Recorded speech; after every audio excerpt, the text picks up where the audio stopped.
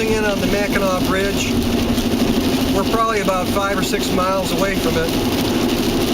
And from what I'm told, there exists a company or something that'll help you cross the bridge. They'll actually, get in your car and drive it for you for a fee.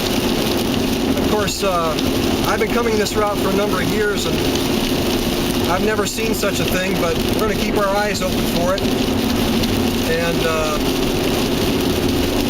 this would probably be the time of day or whatever to use them, since it's raining out. Not an especially good time to cross that bridge.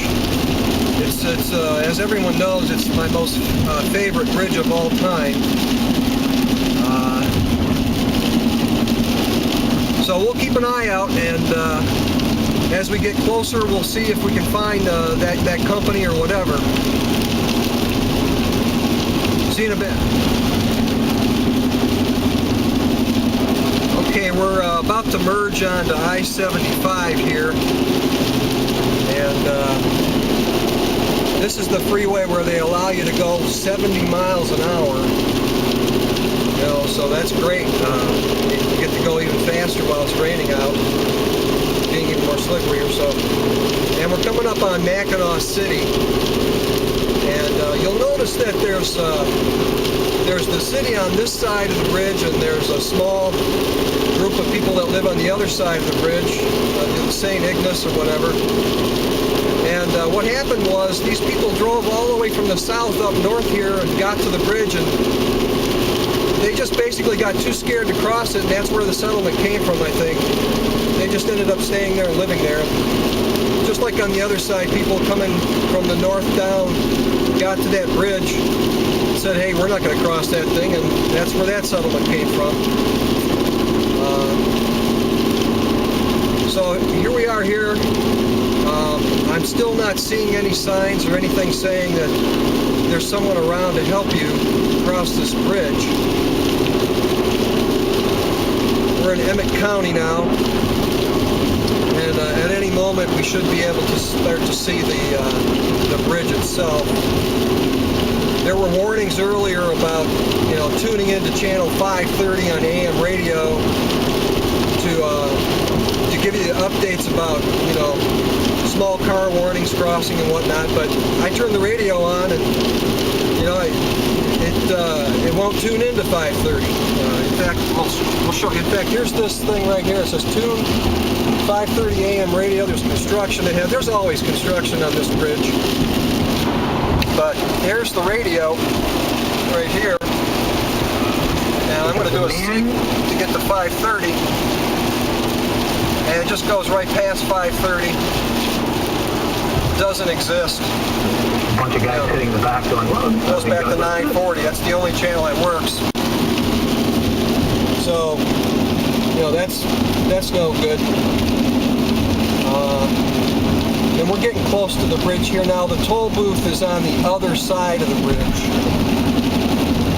So you literally cross it, which, takes about 5 minutes or so. And then you pay on the other side. Now this is the only exit 339, that exists just before the bridge when you get on. And I'm not seeing anything around here that indicates that there's a place where you can hire someone to help drive you across. But we'll check on the other side, and we'll even ask the person at the booth if they know of such a service.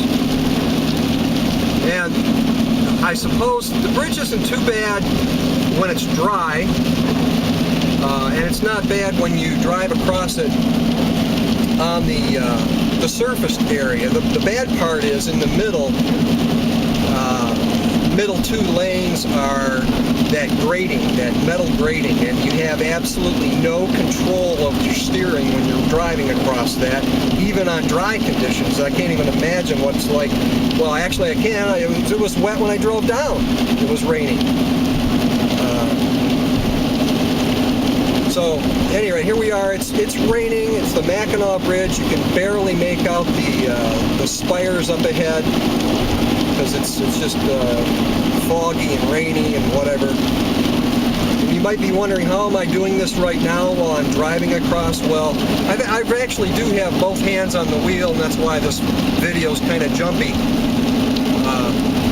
And I'm kind of jumpy too, but no, I'm not going to jump the bridge. But at any rate, we're following this truck ahead of us. We're going about 50 miles an hour. Although that sign right there says 45, whatever. I'm slowing down now because I'm getting closer to the middle here. You're supposed to only be going, let's see, speed limit is 45, and that's what I'm doing right now. So I've got this traffic just to the left of me heading the other way. It's just 2 lanes open right now, and they're on that metal grating, as you can see. And thank goodness I don't have to drive on that right now, because like I say, that's terrible. You have no control, which, you know, makes you nervous on this side too, because those people could lose it, you know. So anyway, like I said, there's always construction on this bridge. They're always doing something. Well, of course, they're not out right now because it's raining. But okay, we're getting up close to the actual middle part of the bridge here. It's where the dip comes with these big, huge cables. So yeah, right about here is the middle of the bridge. And we seem to be slowing down a little bit here, which is fine with me. There's no one behind me, which is fine because I don't like someone pushing on my butt trying to get across this thing. So this ain't too bad right now.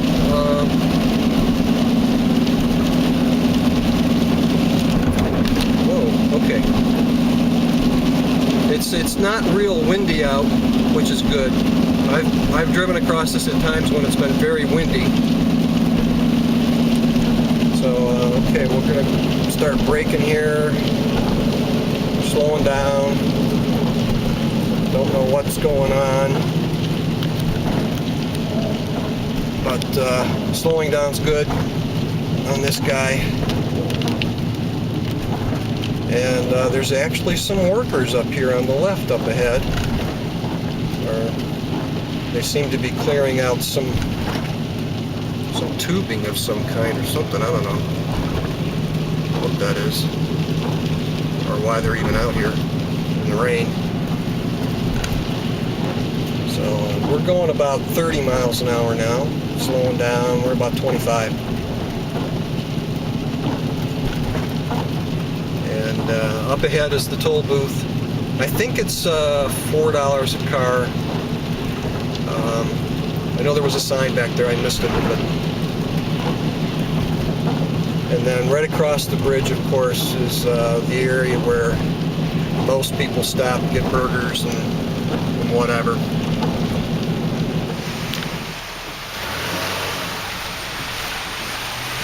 Hi, is there a service that people can hire someone to drive them across the bridge? Yes. There is. Where do you get that service?